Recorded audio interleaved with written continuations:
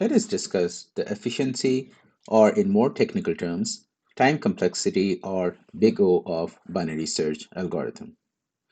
Before we conclude the big O of binary search algorithm, let's take a look at how many steps did this algorithm take in finding a number. In our example, we had an array of 32 elements, and it took approximately 5 steps to find the number at the end of the array, which means in worst case scenario, binary search algorithm took 5 steps. There is a pattern here.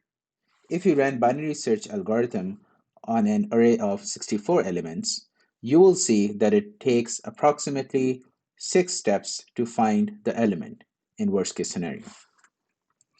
Similarly, in case of 128 elements, you will see that it takes approximately 7 steps.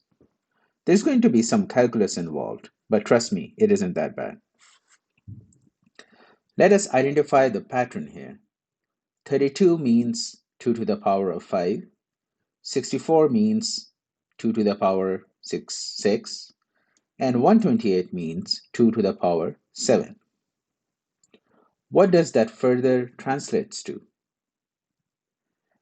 2 to the power 5 can be represented as log base 2 of 32.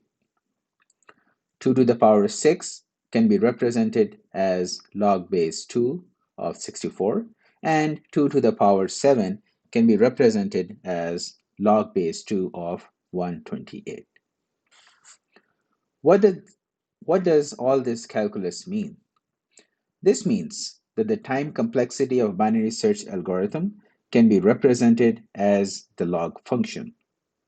Based on that, we say that big O of binary search is big O of log n. As this table shows, that the binary search algorithm is big O of log n in all three scenarios. Compare the best case scenario with linear search. In best case scenario, we can see that linear search is actually more efficient than binary search. But remember, we are more concerned about worst case or average case scenarios. Let's revisit our big O chart. We will add our log of n graph.